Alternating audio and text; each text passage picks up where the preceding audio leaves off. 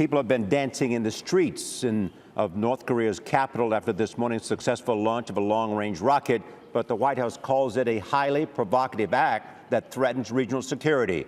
David Martin is at the Pentagon. David, good morning.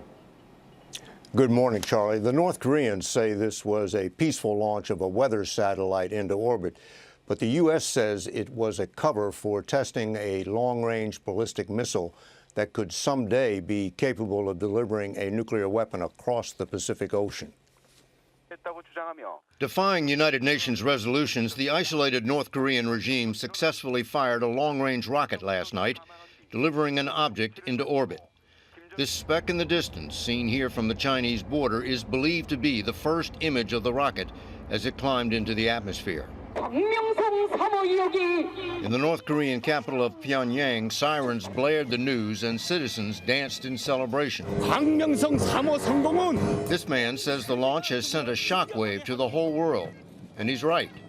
Ballistic missiles and the rockets utilized to launch satellites possess similar bodies, engines, and technology. So this launch is a step toward the regime's goal of developing the ability to deliver a nuclear payload at intercontinental ranges.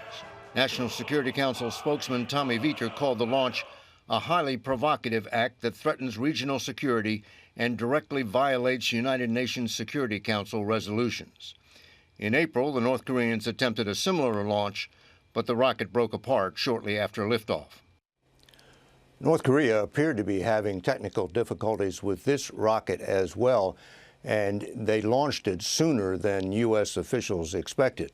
The North American Air Defense Command confirms that the North Koreans succeeded in launching an object into outer space, but says it will take about a day to determine whether it achieves successful Earth orbit.